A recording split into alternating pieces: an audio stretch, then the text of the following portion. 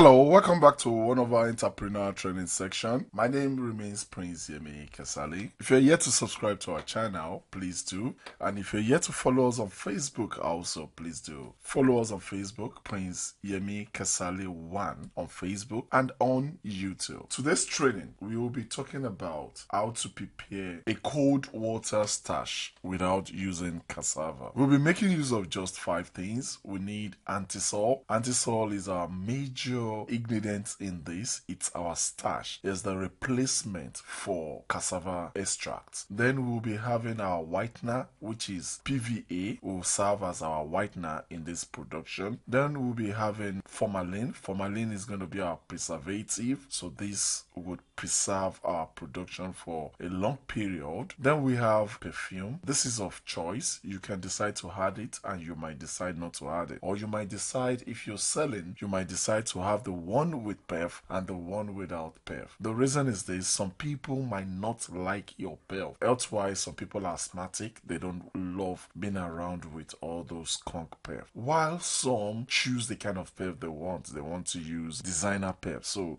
they want you to just give them any kind of perfume. But while some would always buy your starch, because when using starch you would have finished washing, we always use our starch in rinsing, so which means the perf will be on the fabrics. So some will love it for the perf because they felt like they don't need to buy perf again after rinsing with your starch. So that is why you need a good combination of perf, something of good quality and good scent. Then we need water. So those are all we need for our starch. So here, for 2 liters of a cold water starch, we'll need antisol of 35 grams. We need PVA, that is our whitener, of about half a liter. We need formalin of 10 milliliters, fragrance of 10 milliliters, but this might be more, might be less, depending on what you want and what you think your customers want. Then we have our 2 liters of water. So before we go further, we need to talk about precautions. Please do not make your preparation close to naked fire or flame, and avoid direct contact with the chemicals. Keep chemicals out of the reach of children. Keep chemicals away from fire or naked flame, and do not taste chemicals. Especially, we'll be using formalin in this production, so please be very, very careful. Formalin is not good for health. Let's move into the preparation proper. But like I said before, if you're yet to subscribe to our channel on YouTube, please do. And if you're yet to follow us on Facebook, please do. Now let's move into the preparation proper. To prepare cold water starch, we need CMC, also known as antisol. We will be making use of PVA, also known as whitener, then our perfume. Then we have formalin. Formalin serves as our preservative. So these are the basic things we need for preparing cold water starch. We have to pour our water into our container. You might pour some of the water, that means the required number of water, and later use the remaining to mix. But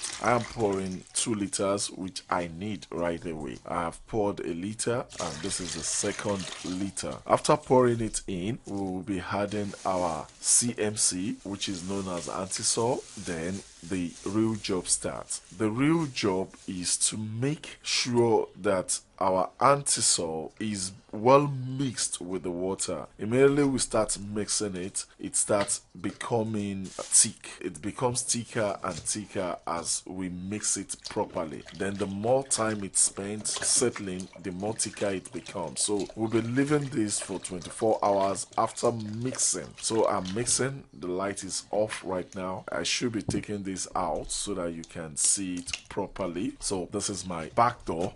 I'm still mixing. I want it to be well mixed, so I keep mixing to try and dissolve the ones that formed together. So I want to make sure I mix it properly, but the way I'm seeing it, this thing is not going to get well mixed until I leave it for the required number of time. So I'm taking it to a more comfortable place. This is my cage, so it's on my cage right now. So I left it, and after 6 hours it's getting better. So I'm mixing again. I'm trying to stir again. I'm trying to stir it again so that it gets better. So every 6 hours I keep checking to stir so that we can have a good results. So I'm still steering. I'm sorry, I'm not having good light here, but the basic thing is just for us to steer every 6 hours.